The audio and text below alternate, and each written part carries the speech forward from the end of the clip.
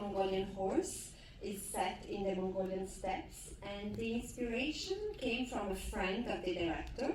So he's actually playing himself in the movie. He's not a professional actor.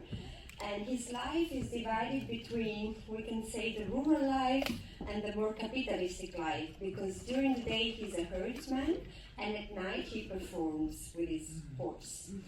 When we saw the film, we found it really amazing, even more so because when the director shot the film, she was not even 25 years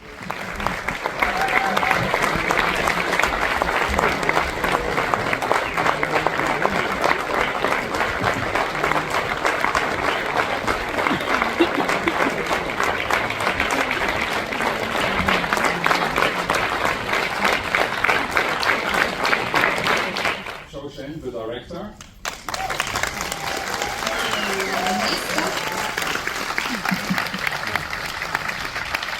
Saina, the lead actor, and the rest of the cast.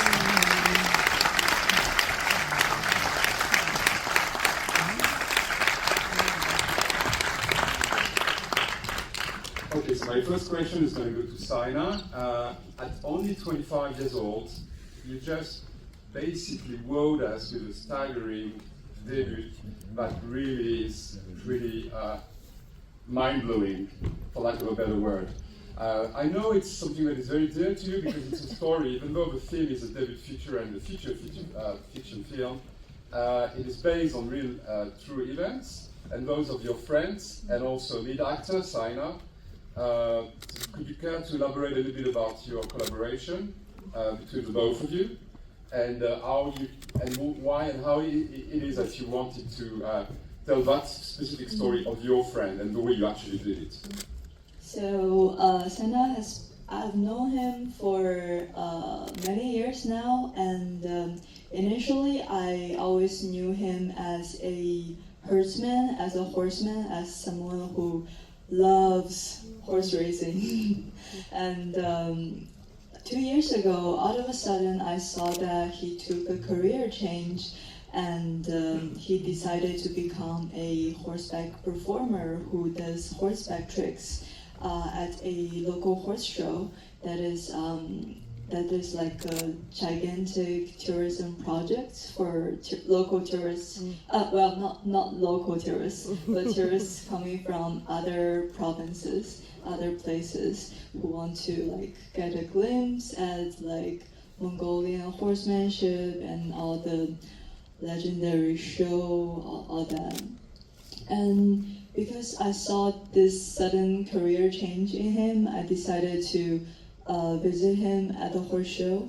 And when I was in the horse show, seeing him with all the other performers, I was really shocked by how the role he performs in the horse show is different from how he is in real life. So I saw the process of him dressing up in those armors, in costumes, and all of a sudden become this ideal masculine Mongolian hero kind of image. That is something very intriguing to me.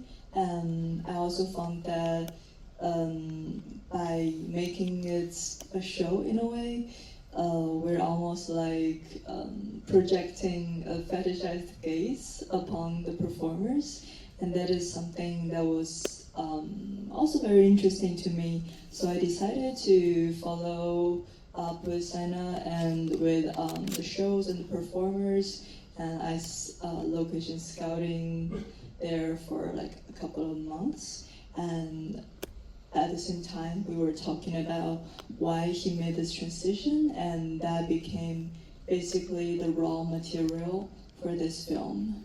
I wonder if you have ever thought about putting more female characters in this story, and also what do you think that the role the female plays in this Mongolian lifestyle in danger that you want to tell us about? Thank you. So when I was first visiting the horse show, I was very intrigued by it because of the very fact that it is an environment that is so hyper-masculine, and where I see the male body being as a fetishized object, being watched, being like part of the spectacle. And me as a female director, that's something so intriguing to me, because that's something often being projected onto females based on my experience. Of my main protagonist, I feel that through the process of him becoming like part of the performance, he is kind of becoming the place of her in the very last scene, where he really stepped into her shoes, being like, they were being shared in that humiliation and that performance. And I think maybe that's a precious moment for the protagonist to really understand his ex-wife in a way that's so different from any views that he had before. Yes, the script and the story itself definitely changes in every stage of the filmmaking. Like in the script writing stage, it's one story, and now I'm seeing it here in the theater. It feels like watching another film to me. Definitely, it feels very different.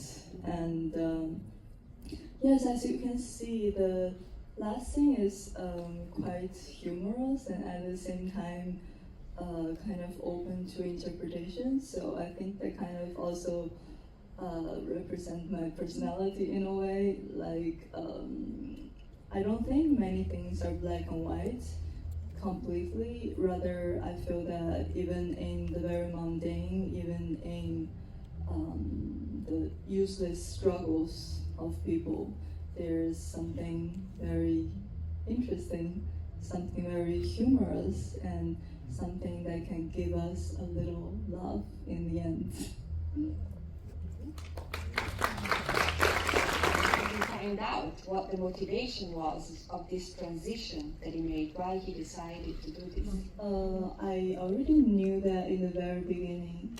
So at the time when he made this career transition into a horseback performer, it was mainly because he was having some financial difficulties at the time, and he was trying to sell his flock of sheep.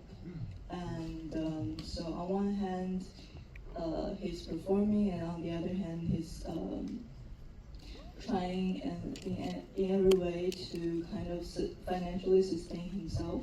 And that is the very reason why he decided to become a horseback performer. Because being a herdsman is no longer, at the time for him, it was no longer sustainable. Hey, this is Eric from IONCINEMA.com. If you want to support us, subscribe below. For more reviews, interviews, film festival coverage from Sundance, Cannes, Toronto, you want to check out these guys on this side.